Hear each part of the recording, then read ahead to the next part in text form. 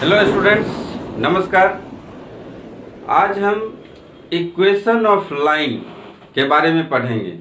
Equation of line हम लोग जानते हैं 2D में जब कोई लाइन लाई करता है, मीन्स प्लेन में जब कोई लाइन हो तो हम उसका इक्वेशन जानते हैं।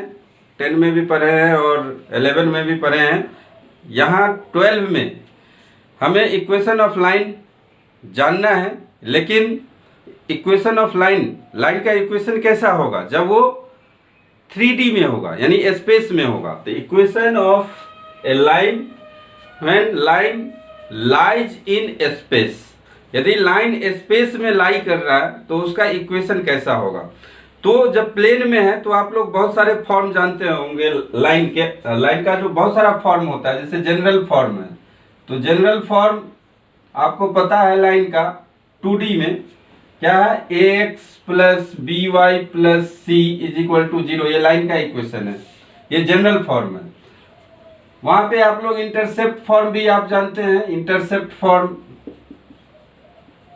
कैसा होता है, x upon A plus Y upon B is equal to 1। ये भी लाइन का ही इक्वेशन है, ये इंटरसेप्ट फॉर्म में है। दूसरा slope intercept form. Slope intercept form आप जानते हैं। स्लोप इंटरसेप्ट फॉर्म क्या होता है, y is equal to m x plus सी।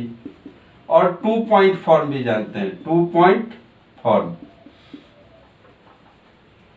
क्या होता है, y minus Y one is equal to y2 minus Y one upon x2 minus x1 into x minus x1।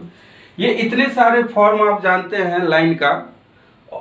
कब ये लाइन जब प्लेन में होता है, यानी 2 डायमेंशनल फिगर, यानी 2 डायमेंशन में होता है, तो हम लाइन का जनरल फॉर्म या इंटरसेप्ट फॉर्म या स्लोप इंटरसेप्ट फॉर्म या 2 पॉइंट फॉर्म जानते हैं। 2 पॉइंट फॉर्म कब लगाते हैं, जब हमें 2 पॉइंट पता होता है, x1 y1 और x2 y2।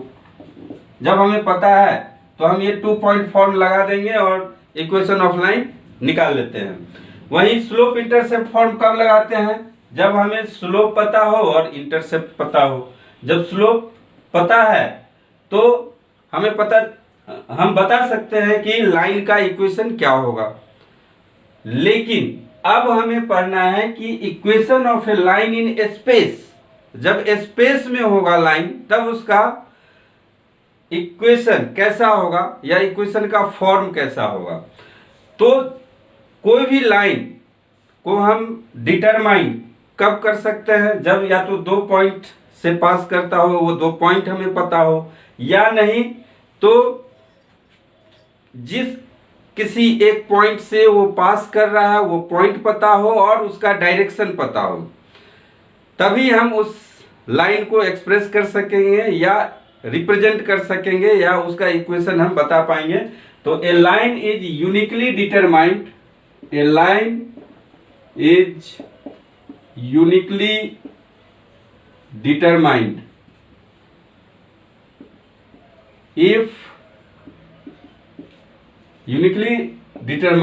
if it passes through a given point and has a given direction। Line को हम लोग डिटरमाइन कैसे करेंगे या एक्सप्रेस कैसे करेंगे, रिप्रेजेंट कैसे करेंगे। तो एक तो तरीका ये है कि वो एक पॉइंट से पास कर रहा है, वो पॉइंट हमें पता होना चाहिए। मान लीजिए कि ये पॉइंट पता है, यानी एक लाइन है जो इस पॉइंट से पास कर रहा है। और दूसरा चीज हमें क्या पता होना चाहिए, उसका डायरेक्शन पता होना चाहिए। तो डायरेक्शन के लिए आपको यहाँ पे डायरेक्शन रेशियोज दिया होगा, यानी कोई एक लाइन है, इसके पैरेलल ये जो लाइन जिसका हम इक्वेशन फाइंड आउट करना चाहते हैं उसके पैरेलल एक लाइन है, यानी एक पॉइंट पता है आपको। ये पॉइंट कुछ भी हो सकता है, x1 y1 z1। यहाँ पे इसमें क्या है, सिर्फ x और y कोऑर्डिनेट होता था प्लेन के केस में, और स्पेस के केस में आपका 3 कोऑर्डिनेट होगा, x1 y1 और z1। तो हमें पता है कि ये लाइन जो है x1 y1 z1 से पास कर रहा है, और एक दूसरा लाइन जिसका डायरेक्शन रेशियो हमें पता है ai plus bj plus ck, इसके पैरेलल है। तो इसका डायरेक्शन हमें पता है और जिस पॉइंट से ये पास कर रही है वो भी पता है, तो हम इसका इक्वेशन डिटरमाइन कर सकते हैं। वो कैसे करेंगे हम देखते हैं आगे, वो कैसे करना है। नंबर 2 है कि लाइन को हम कैसे यूनिकली डिटरमाइन, तो हमें 2 पॉइंट पता होना चाहिए, कम से कम 2 पॉइंट पता होगा, तभी हम कह सकते हैं कि 2 पॉइंट से सिर्फ और सिर्फ एक ही लाइन पास कर सकती है। 2 पॉइंट से सिर्फ और सिर्फ एक ही लाइन पास करेगी, और फिर हम उसको बता सकेंगे कि इसका इक्वेशन क्या होगा। तो x1 y1 z1 और x2 y2 z2 ये 2 पॉइंट हैं जिससे कि एक लाइन पास कर रही है, तो इसका इक्वेशन क्या होगा। तो इसको हम लोग 2 पॉइंट फॉर्म बोलेंगे। नंबर 2 में it passes through 2 given points. तो ये 2 केस हैं जिसके लिए हमें इक्वेशन ऑफ लाइन बताना है। तो इक्वेशन ऑफ लाइन 2 तरीके से हम बता सकते हैं, एक तो वेक्टर फॉर्म होगा और दूसरा कार्टेशियन फॉर्म होगा। ये सब जितने हैं ये सब कार्टेशियन फॉर्म है। 2D में जो भी हम सीखे हैं वो क्या है, कार्टेशियन फॉर्म है। यहाँ पे हम लोग स्पेस में जो लाइन होगा उसको हम लोग वेक्टर फॉर्म में भी बता सकते हैं और कार्टेशियन फॉर्म में भी बता सकते हैं। तो अभी हम पहला जो कंडीशन है, ये कंडीशन क्या है, a line passes through a given point and has a definite direction और ए यूनिक डायरेक्शन या गिवन डायरेक्शन। तो उसका इक्वेशन कैसा होगा, हम कैसे इक्वेशन फाइंड आउट करेंगे जब हमें पता हो कि एक लाइन x1 y1 z1 से पास कर रही है और direction ratios ai plus bj plus ck के पैरेलल है। तो हमें इक्वेशन फाइंड आउट करना है किसका, a line passes through a given point and has a given direction.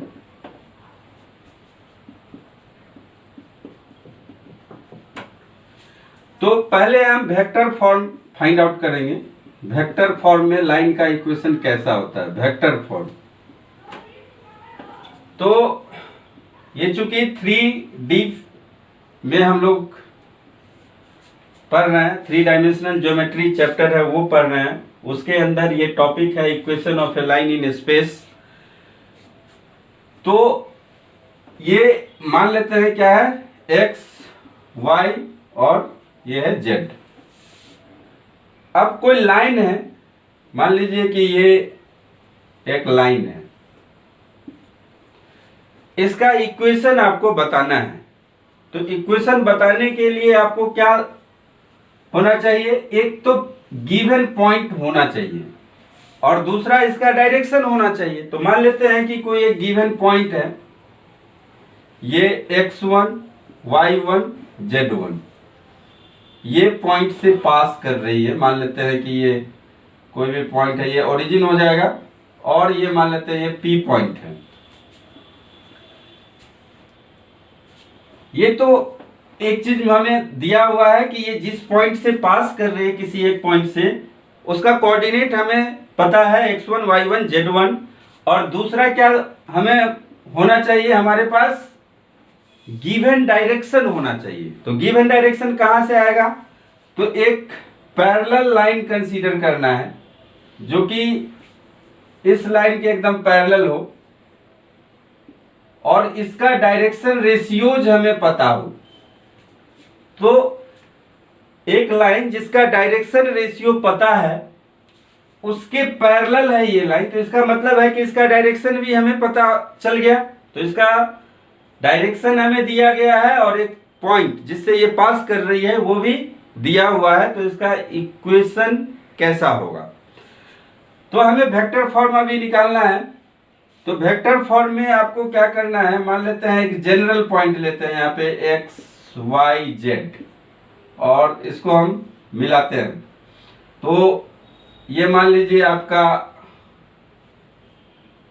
ए है, या इसको उल्टा कर दीजिए, इसको ए लीजिए और इसको पी कीजिए, कोई फर्क नहीं पड़ेगा, कोई कुछ भी ले सकते हैं।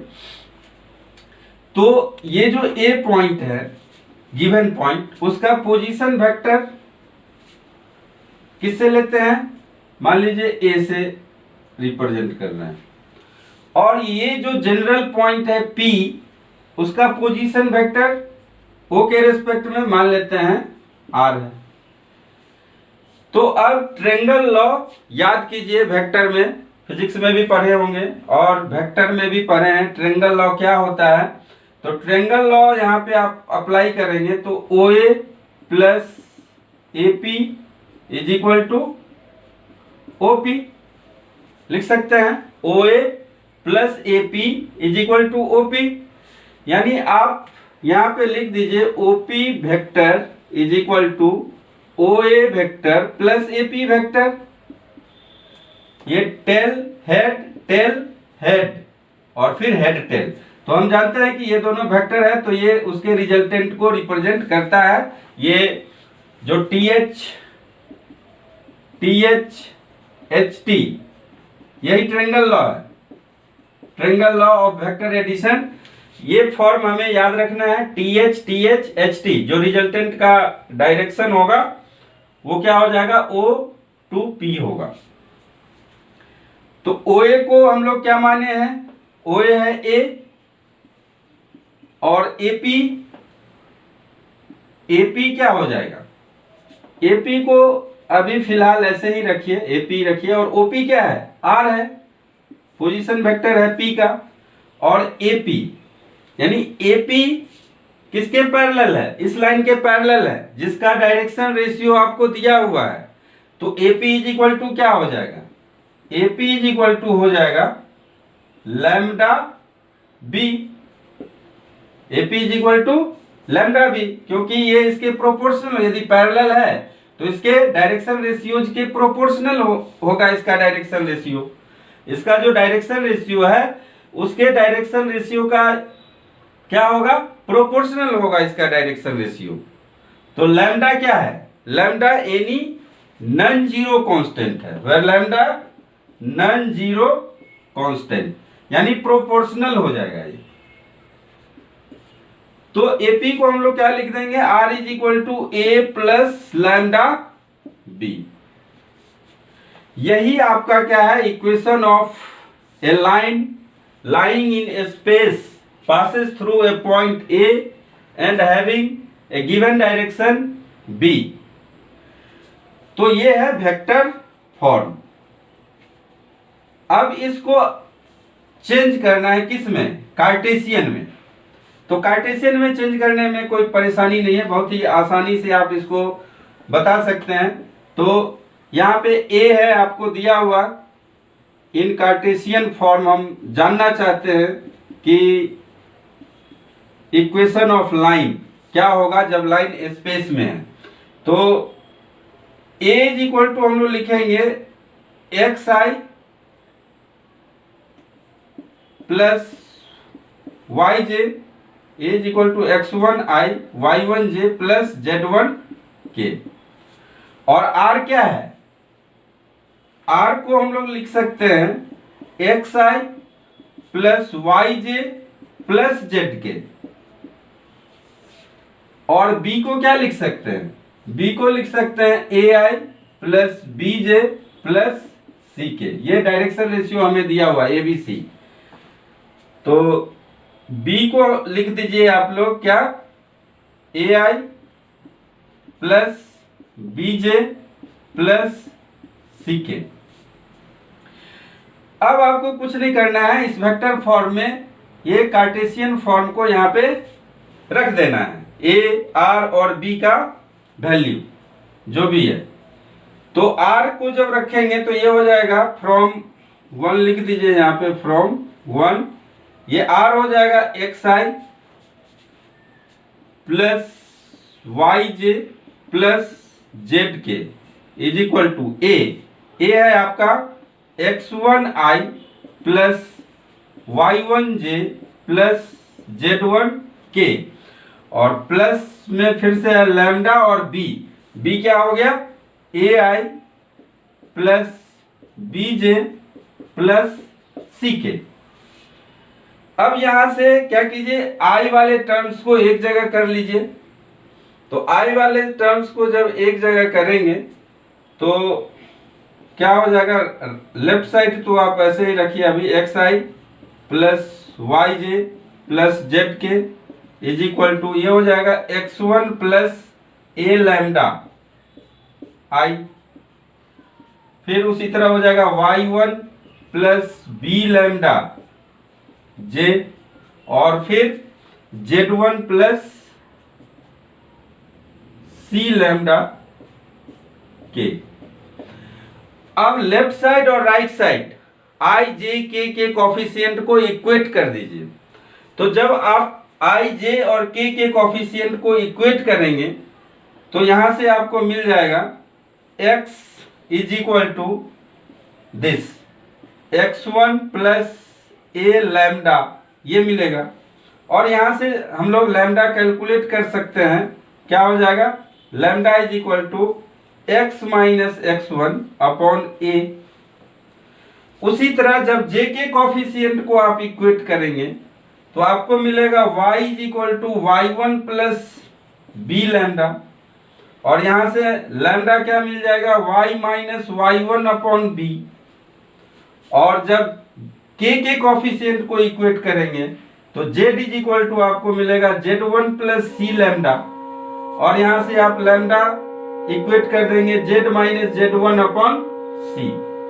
तो आप देख सकते हैं lambda is equal to x minus x1 upon A, lambda is equal to y minus y1 upon B और lambda is equal to z minus z1 upon C.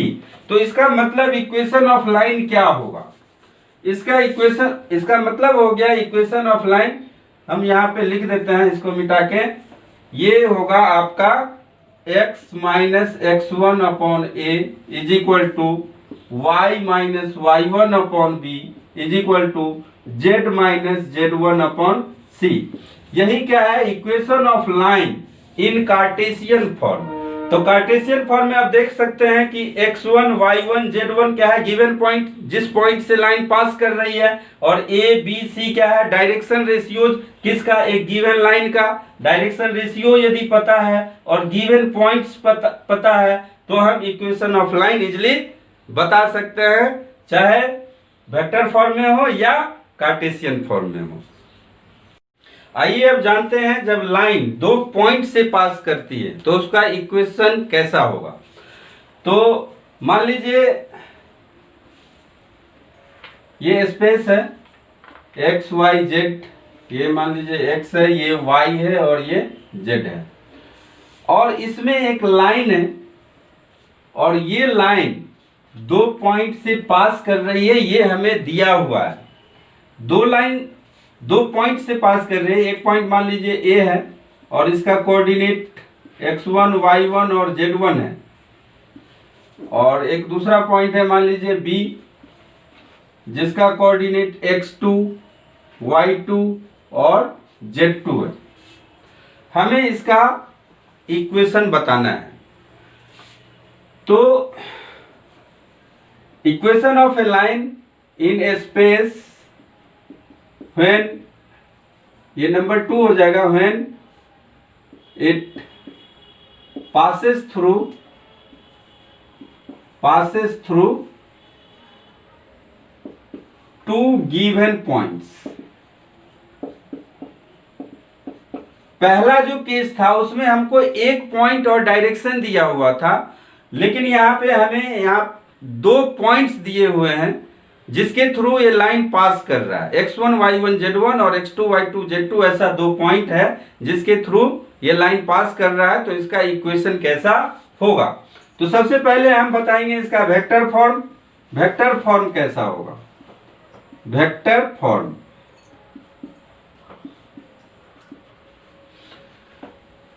तो मान लीजिए ये ओरिजिन है, तो O से A को ज्वाइन कीजिए और इसका पोजीशन वेक्टर बता दीजिए। यदि वेक्टर फॉर्म में बताना है तो पोजीशन वेक्टर के फॉर्म में हम लोग बताते हैं, ये A होगा। और फिर B का पोजीशन वेक्टर क्या हो जाएगा, वेक्टर B। अब कोई एक जनरल पॉइंट लीजिए, कोई एक जनरल पॉइंट कहीं पे भी ले सकते हैं। मान लीजिए यहाँ पे लिए P, जिसका कोऑर्डिनेट है x y z और इसका पोजीशन वेक्टर है r। अब इस ट्रायंगल में देखिए OAP में, यहां पे आप ट्रायंगल लॉ अप्लाई कीजिए। तो इन ट्रायंगल OAP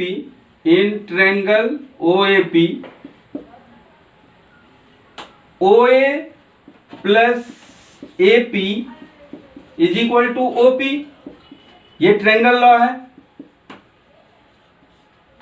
यानी OP इज इक्वल टू आप लिख सकते हैं, OP इज इक्वल टू लिख सकते हैं OA प्लस AP। और OP हमने क्या माना है, पोजीशन वेक्टर R, और OA क्या है A, और AP को क्या लिखेंगे, AP क्या हो जाएगा, तो AP हो जाएगा लैम्डा AB। लैम्डा AB लिख सकते हैं, क्यों, क्योंकि हमें AB का डायरेक्शन रेशियो पता है। AB का डायरेक्शन रेशियो, जब भी कोई लाइन दो पॉइंट से पास कर रही होती है तो उसका डायरेक्शन रेशियो हमें पता है, क्या होगा, B माइनस A। AB क्या हो जाएगा, AB इज इक्वल टू होता है, यहां पे आप लिख सकते हैं OB minus OA, OB minus OA। यहां पे भी ट्रायंगल लॉ आप अप्लाई कर सकते हैं, B माइनस A। तो AP इज इक्वल टू आपका क्या हो गया, AP इज इक्वल टू हो गया लैम्डा B माइनस A। यहां पे आप रख दीजिए लैम्डा B माइनस A। यही क्या है, वेक्टर फॉर्म। ये क्या है, वेक्टर फॉर्म। यदि आपको दो पॉइंट्स दिए हुए हैं तो वेक्टर फॉर्म में क्या हो जाएगा, A plus lambda B minus A। इसको कार्टेशियन में बदलना है तो बहुत ही आसान है, अभी बताए हैं कि आप R को क्या लिखेंगे, R को लिखेंगे कार्टेशियन कोऑर्डिनेट सिस्टम में xi plus yj plus zk। और फिर A को लिखेंगे आप, क्या पॉइंट्स लिए हैं, x1 y1 z1, तो x1i plus y1j plus z1k। और B को हमने लिया है क्या, B को लिया है x2 y2 z2, तो ये हो जाएगा x2i plus y2j plus z2k। अब आपको क्या करना है, इसमें रख देना है A और B के जगह में और R के जगह में ये वैल्यू रख देने हैं। तो R इज इक्वल टू हो जाएगा फ्रॉम, इसको आप ले लीजिए 1, तो from 1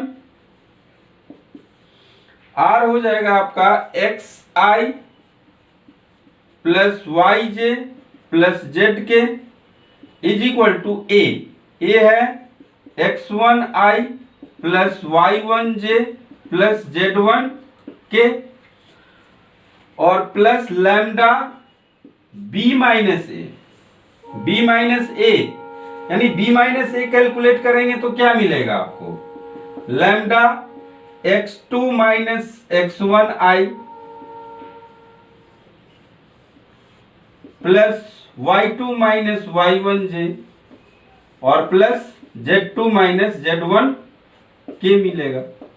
B minus A calculate करेंगे तो हमें क्या मिलेगा, x2 minus x1i, y2 minus y1j, z2 minus z1। यहां से देख लीजिए x2 minus x1, y2 minus y1 और z2 माइनस z1 AB होगा। तो इसको जब आप यहां पे पुट करेंगे तो क्या होगा, x2 minus x1i plus y2 minus y1j और प्लस z2 माइनस z1k। अब i j k के कोफिशिएंट को इक्वल कीजिए, यहाँ पे i है और यहाँ पे क्या हो जाएगा x1 plus x2 minus x1, x1 plus lambda x2 minus x1। तो ये हो जाएगा आपका x is equal to x1 plus x2 minus x1 lambda, और लैम्डा कैलकुलेट कर लीजिए क्या हो जाएगा x upon x minus x1 upon x2 minus x1। और उसी तरह जब j के कोफिशिएंट को इक्वेट करेंगे तो क्या होगा y is equal to y1 plus y2 minus y1 lambda. तो लैम्डा यहां से आप निकाल सकेंगे y minus y1 upon y2 minus y1, और फिर ये किसके इक्वल हो जाएगा z के कोफिशिएंट को करेंगे तो क्या होगा z minus z1 upon z2 minus z1। तो ऑल आर इक्वल।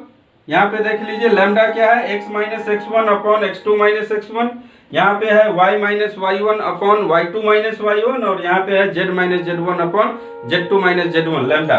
तो तीनों वैल्यू क्या होगा इक्वल होगा, तो उसको इक्वल कर दीजिए, वही हमारा लाइन का इक्वेशन होगा। तो मैं यहाँ पे लिख देता हूँ लाइन का इक्वेशन इन कार्टेशियन फॉर्म क्या होगा x minus x1 upon x2 minus x1 is equal to y minus y1 upon y2 minus y1 is equal to z minus z1 upon z2 minus z1। तो ये Cartesian form में है।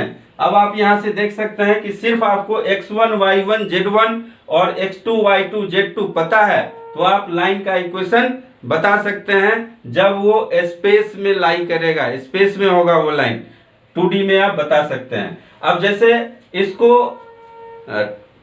ये 3D में है तो 2D में आप कैसे बताएंगे, तो 2D में z को 0 कर दीजिए। जब ये 0 हो जाएगा तो देख लीजिए यहां से वही चीज आएगा आपको y2 माइनस y1 क्या हो जाएगा y2 माइनस y1 या y minus y1 is equal to, आप कैलकुलेट कर सकते हैं इन दोनों से। ये देख लीजिए जब z कोऑर्डिनेट 0 है यानी कि लाइन कहाँ है प्लेन में है, तो z जब 0 होगा तो ये प्लेन में हो जाएगा, और प्लेन में जब होगा तो ये यानी xy प्लेन में होगा। तो यहां से देख लीजिए कि y minus y1 is equal to y2 minus y1 upon x2 minus x1 into x minus x1 निकलेगा कि नहीं निकलेगा, तो उसको सेटिस्फाई कर रहा है 2D वाले को। तो इसलिए ये क्या है general form of a line when line lies in a space and passes through two given points x1 y1 z1 and x2 y2 z2।